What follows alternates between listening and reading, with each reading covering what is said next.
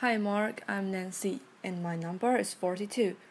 I'm going to read Manal al Sharif, a Saudi woman who dared to drive, and I am a sophomore. Allow me to start this talk with a question to everyone.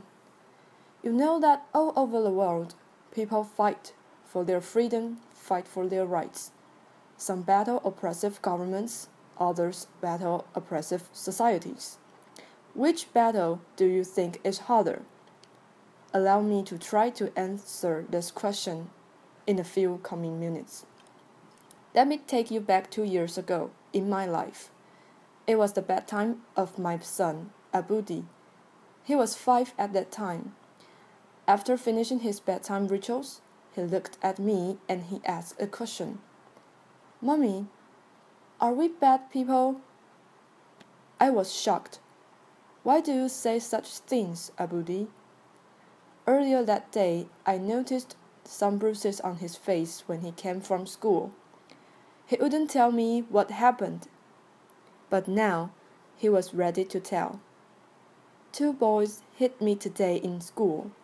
They told me, "We saw your mom on Facebook. You and your mom should be put in jail." I've never been afraid to tell Abudi anything. I've been always a proud woman of my achievements. But those questioning eyes of my son were my moments of truth, when it all came together. You see, I'm a Saudi woman who had been put in jail for driving a car in a country where women are not supposed to drive cars.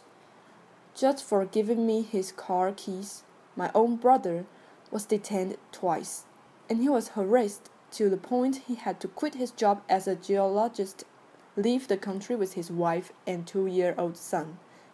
My father had to sit in a Friday sermon listening to the imam condemning women drivers and calling them prostitutes amongst tons of worshippers. Some of them are friends and family of my own father. I was faced with an organized defamation campaign in the local media combined with false rumors shared in family gatherings, in the streets, and in schools. It all hit me. It came into focus that those kids did not mean to be rude to my son. They were just influenced by the adults around them. And it wasn't about me, and it wasn't a punishment for taking a wheel and driving a few miles. It was a punishment for daring to challenge the society's rules. But my story goes beyond this moment of truth of mine. Allow me to give you a briefing about my story. It was May 2011, and I was complaining to a work colleague about the harassments I had to face trying to find a ride back home, although I have a car and an international driver's license. As long as I have known, women in Saudi Arabia have been always complaining about the ban, but it's been 20 years since anyone tried to do anything about it, a whole generation ago. He broke the good bad news in my face. But there's no law banning you from driving. I looked it up, and he was right. There wasn't an actual law in Saudi Arabia. It was just a custom and traditions that are enshrined in rigid religious fatwas and imposed on women. That realization ignited the idea of June 17th, where we encouraged women to take the wheel and go drive. It was a few weeks later we started receiving all these "men wolves will rape you if you go and drive." A courageous woman, her name is Najla Hariri, she's a Saudi woman in the city of Jeddah. He drove a car and she announced, but she didn't record a video. We needed proof. So I drove. I posted a video on YouTube, and to my surprise, it got hundreds of thousands of views the first day. What happened next? Of course, I started receiving threats to be killed, raped, just to stop this campaign. The Saudi authorities remained very quiet. That really creeped us out. I was in a campaign with other Saudi women and even men activists. We wanted to know how the authorities would respond on the actual day, June 17th, when women go out and drive. So this time, I asked my brother to come with me and drive by a police car. It went fast. We were arrested, signed a plaque not to drive again, released, arrested again. He was sent to detention for 1 day, and I was sent to jail. I wasn't sure why I was sent there, because I didn't face any charges in the interrogation. But what I was sure of was my innocence. I didn't break a law, and I kept my abaya, as a black cloak we wear in Saudi Arabia before we leave the house. And my fellow prisoners kept asking me to take it off. But I was so sure of my innocence, I kept saying, "No, I'm leaving today." Outside the jail, the whole country went into a frenzy. Some attacking me badly, and others supportive and even collecting signatures in a petition to be sent to the king to release me. I was released after 9 days. June 17th comes. The streets were packed with police cars and religious police cars. But some 100 brave Saudi women broke the ban and drove that day. None were arrested. We broke the taboo.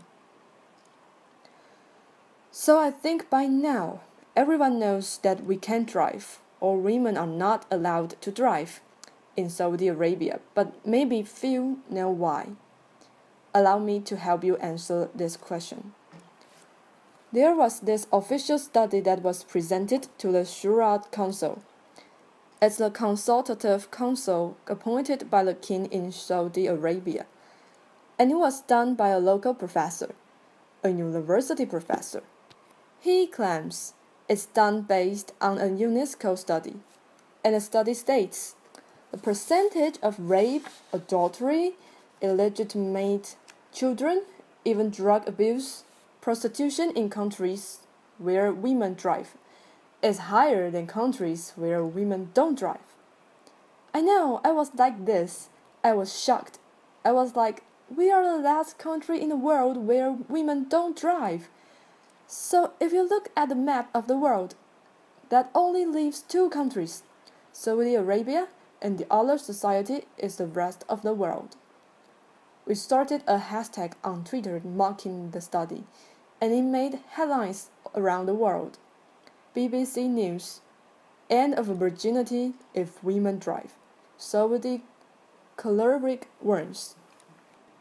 And only then we realized it's so empowering to mock your oppressor.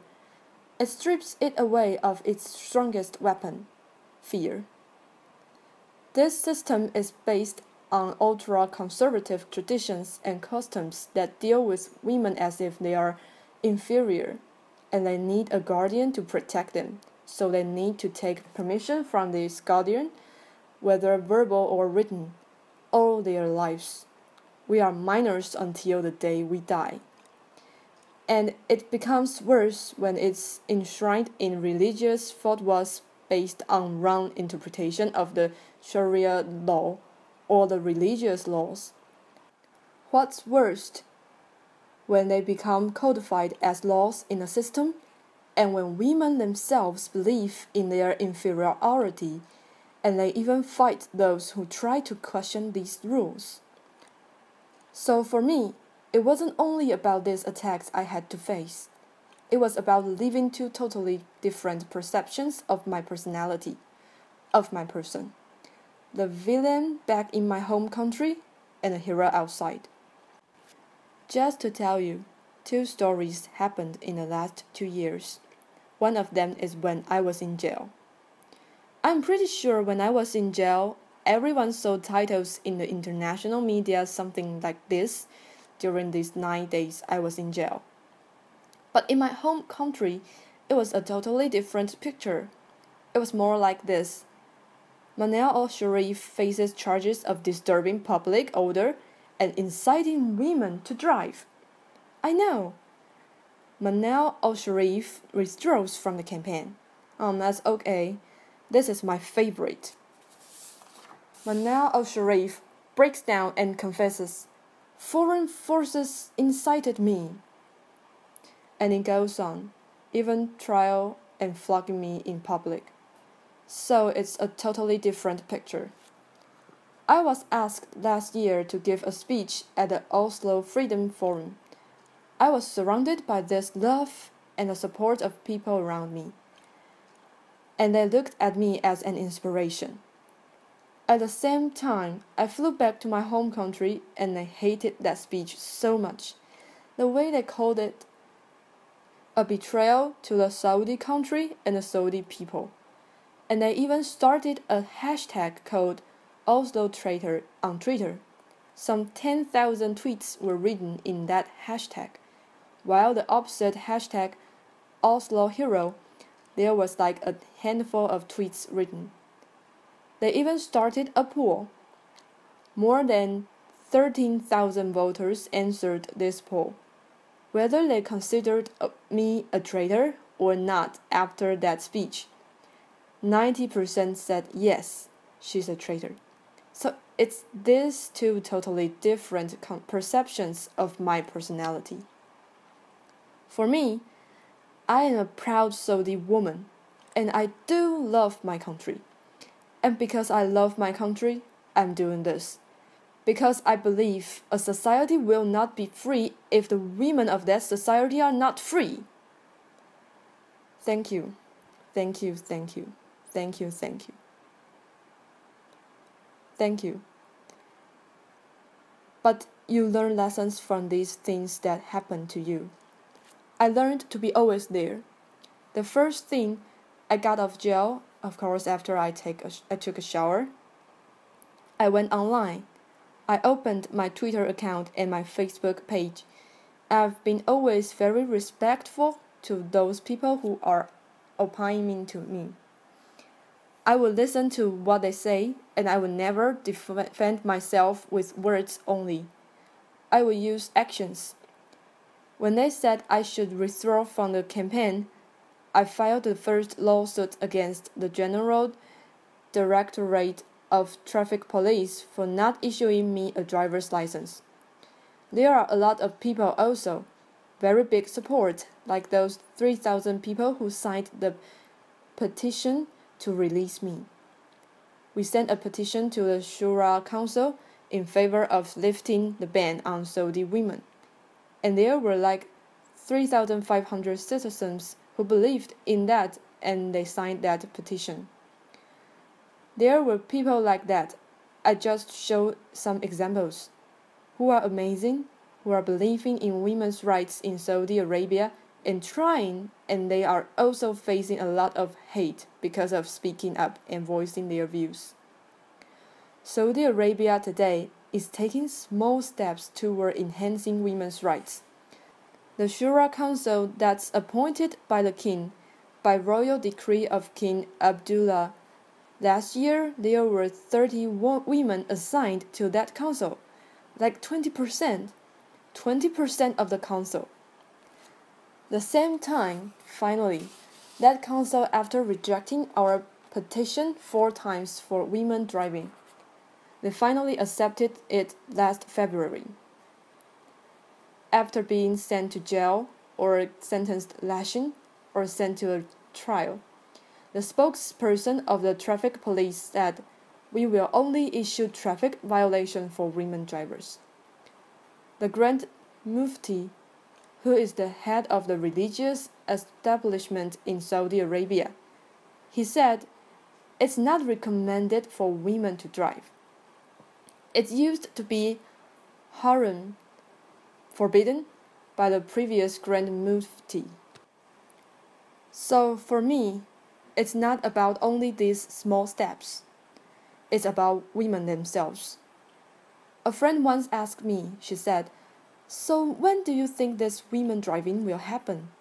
I told her, only if women stop asking when and take action to make it now.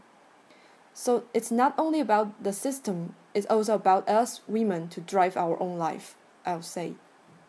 So I have no clue, really, how I became an activist, and I don't know how I became one now.